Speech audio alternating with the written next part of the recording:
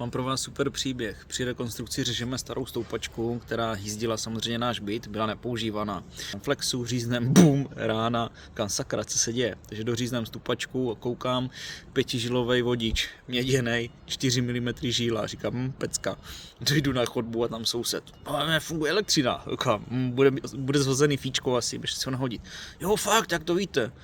Něco tuším. A říkám, jdu s ním na byt a říkám, hele, zkuste teda si to nahodit, jestli svítíte. Jo, svítím. Říkám, ale myslím si, že nepojede kotel. No, fakt nejede, jak to víte? No, taková dedukce.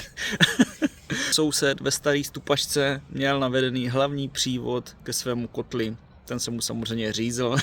1,5 cikinu a 5žilový 4 mm vodič. Prýma.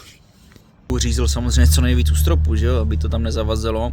To znamená, že toho kabelu viselo ze stropu asi 1 cm. Říkám, tak tady to nenasvorkuje ani pán Bůh. No. Soused říká, no ale já potřebuji topit, jinak tady zmrznem. Říkám, no tak to se obležte, protože v sobotu nám nikdo nepřijede. Většině nevytápět a holci vzít jako další svetry.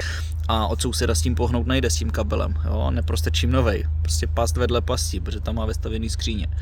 Naštěstí se teda povedlo vysekat ještě zbytek té trubky, vysekat strop, aby to kabelu bylo asi 10 cm a ten už se dá nasvorkovat. No. Takže když jsme průchozí vagosvorky, napojili mu to aspoň na vago provizorně, to znamená jeho kabel nám visí přes byt a řešíme co s ním, že jo? Jestli si to zaseká vlastně přes celou chodbu k sobě na byt, anebo půjde teda přes náš byt, aby toho nebylo málo, tak v tom místě je spalinová cesta, jo? Tam je komínový těleso.